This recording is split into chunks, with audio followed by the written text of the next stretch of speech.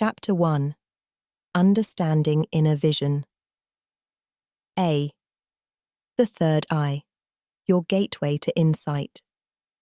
Imagine standing on the edge of a dense forest. To the naked eye, it's just trees and shadows. But what if you had night vision goggles? Suddenly you see the intricate network of paths, the animals moving silently, the details hidden in plain sight. That's what activating your inner vision feels like. It's like switching on a filter that reveals the unseen world, giving you access to the insights that most people miss. Inner vision, often referred to as the third eye, is not some mystical woo-woo. Even high achievers like Steve Jobs and Albert Einstein spoke about the power of intuition and seeing things that others couldn't. Jobs famously said, "Intuition is a very powerful thing, more powerful than intellect in my opinion." And he wasn't alone. Countless leaders, creators and thinkers have relied on this hidden ability. The concept of the third eye dates back thousands of years and spans across cultures. In Hinduism, it's associated with the sixth chakra, ajna, the center of perception and intuition. In Taoism, it's seen as a gateway to higher consciousness. Modern psychology calls it the subconscious mind, the part of you that can connect dots and recognize patterns without your conscious effort. The third eye is the source of your inner vision, and activating it begins with understanding its purpose: to reveal the hidden, illuminate the unknown, and guide you to deeper truths. When you start tuning into this power, you unlock a level of awareness that can make life's toughest challenges seem like puzzles waiting to be solved. B. Differentiating inner vision from imagination. Here's the problem. Most people confuse inner vision with imagination. Let's clear that up right now. Imagination is about creating, dreaming up scenarios, inventing new ideas, picturing something that isn't yet real. Inner vision, on the other hand, is about perceiving. It's not about inventing something new. It's about uncovering what's already there but isn't immediately obvious. Think of Serena Williams in the middle of a high-stakes match. She isn't imagining her opponent's moves. She's reading them. Her inner vision allows her to anticipate shots before they happen, feel the energy of the game, and act instinctively. That's inner vision at work, seeing what's beneath the surface and responding with precision. How can you tell the difference in your own life? Pay attention to the moments when something clicks. Maybe you're meeting someone for the first time, and although they're smiling and polite, something about them feels off. That gut feeling, it's not your imagination. It's your inner vision picking up on subtle cues, body language, tone, energy, that your conscious mind hasn't processed yet. Inner vision connects you to the truth that lies beneath the noise. It's what enables a seasoned poker player to read a tell on an opponent's face, or a detective to see the small detail everyone else missed. It's an edge that separates amateurs from pros in every field. C. How inner vision influences decision-making. Let's talk about decision-making. Ever notice how some people always seem to make the right call? They sense opportunities others overlook or avoid pitfalls everyone else walks into. These are the people who've learned to trust their inner vision. Take Oprah Winfrey. She's shared countless times how she relies on her intuition to guide her decisions, whether it's choosing projects, partners, or investments. "Your gut is the inner compass that guides you," she once said. And she's right. While others get stuck analyzing data and second-guessing themselves, those with a sharp inner vision act decisively because they trust what they see. Here's an example you can relate to. Think about the last time you made a decision that didn't turn out well. Was there a tiny voice inside you, a feeling you ignored? Maybe it whispered, "This isn't right," but you rationalized your way around it. That's what happens when we fail to trust our inner vision. It's always working, but we have to choose to listen. When your inner vision is active, you don't just react to the world, you anticipate it. You start noticing patterns that give you a kind of foresight. A great example is Warren Buffett, who's often called the Oracle of Omaha. He doesn't just analyze numbers, he reads people, situations, and trends with uncanny accuracy. That's inner vision in action, and it's one reason he's been so successful.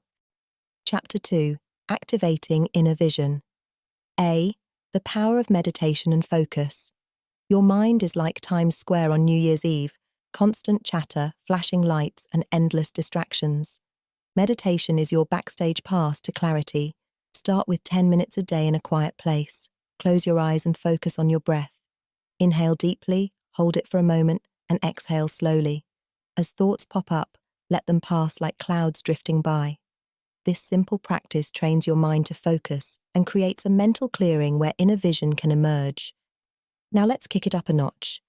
During meditation, visualize a point of light between your eyebrows.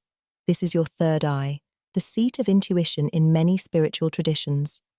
Don't dismiss it as woo-woo. Even billionaire Ray Dalio, founder of Bridgewater Associates, uses meditation to access deeper layers of creativity and insight. The more you focus on this light, the sharper your inner vision becomes. At first, it might feel like nothing's happening. That's okay. Think of it like tuning an old-school radio. At first, you only hear static, but with persistence, the signal becomes crystal clear. B. Visualization practices for insight. Start small.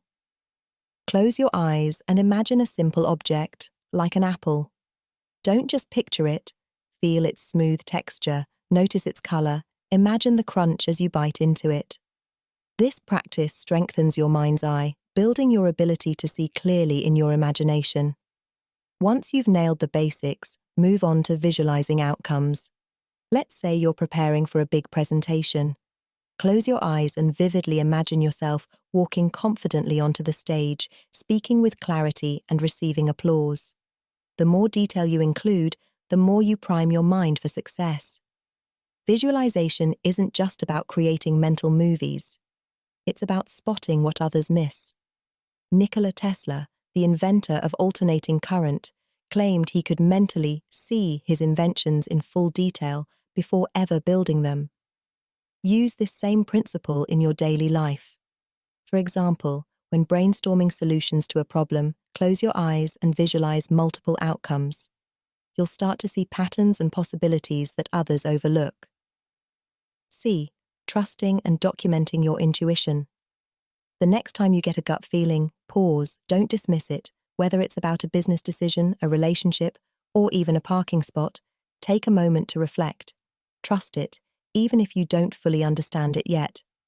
Over time, you'll notice that your intuition is more often right than wrong. Ever had a vivid dream or a flash of insight that you forgot moments later? Don't let those golden nuggets slip away.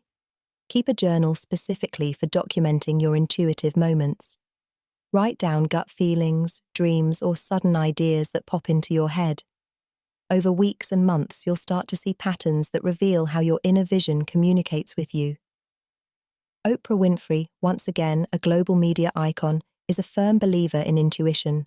She once shared, "I've trusted the still small voice of intuition my entire life, and the only time I've made mistakes is when I didn't listen." Take a page out of her book, literally, and document your inner whispers. Chapter 3. Expanding your awareness. A. Tuning into invisible energies. Picture this. You walk into a room. It's silent, but you can feel it. The heaviness in the air, the tension so thick you could slice it with a knife. You don't know why, but something feels off. Congratulations.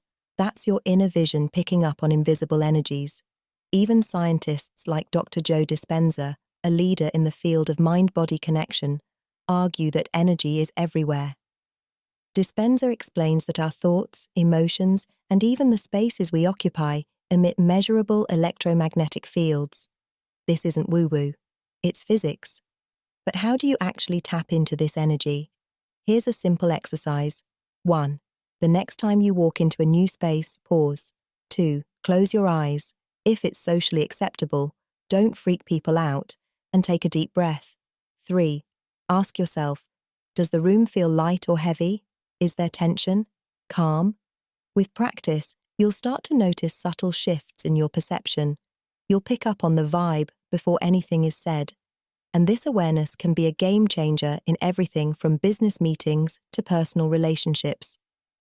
Think Oprah Winfrey, who has famously spoken about trusting her gut when meeting people. She's a master of reading energy. Now let's talk about people. You've met someone and within seconds, you've already formed an opinion. That's not just snap judgment. It's your inner vision processing millions of micro cues, body language, tone of voice, even the energy they radiate. Consider this. When Steve Jobs pitched his vision for Apple, his energy was contagious. It wasn't just what he said, it was the unspoken conviction behind it. He exuded belief. That's the kind of energy you want to tune into and project. Try this exercise. When you meet someone new, don't just listen to their words. Notice their posture, the way they hold themselves, and the tone beneath their words. Ask yourself, does this person feel genuine, nervous, overconfident? This ability to read people is invaluable. It can help you build better relationships, close deals, and avoid those pesky energy vampires who drain your enthusiasm. B. The role of dreams and symbols. If energy is the language of the world, then dreams are the whispers of your subconscious. Did you know that Albert Einstein credited his theory of relativity to a dream? Or that Elias Howe, the inventor of the sewing machine, solved his design problem after dreaming of cannibals wielding spears with holes in the tips? True story. Dreams are your inner vision's playground. They often bypass the logical, skeptical part of your brain to deliver pure, unfiltered insight. Keeping a dream journal is like having a direct line to your subconscious. Here's how to start. 1. Keep a notebook by your bed. 2.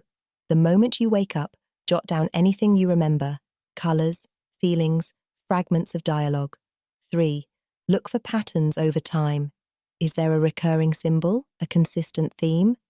These symbols are personal, but they're also universal. Seeing water in your dream? It might symbolize emotions. Flying? Perhaps you're ready to overcome limitations. Think of your dreams as your subconscious holding up a mirror, saying, here's what you need to see. Dreams aren't the only place symbols appear. Have you ever noticed a number showing up everywhere? Maybe it's 11:11 on the clock, or a specific animal crossing your path repeatedly. These coincidences might not be so coincidental. Famed psychoanalyst Carl Jung called this synchronicity, meaningful coincidences that reveal deeper truths. Oprah, yes, her again, talks about how these signs have guided her decisions. She views them as breadcrumbs from the universe. Start paying attention. When you see a recurring symbol, ask yourself, what does this mean to me? What's happening in my life right now that this might relate to? Keep a log of these moments. Over time, you'll start to see how the universe is, in fact, leaving you clues. C. Aligning with the universe through inner vision. Have you ever felt like the universe is conspiring in your favor? You think about an old friend, and they call. You're stuck on a problem, and the perfect solution appears out of nowhere. These aren't accidents. They're synchronicities, signs that you're in alignment with your true self. The key to experiencing synchronicities? Trust and gratitude.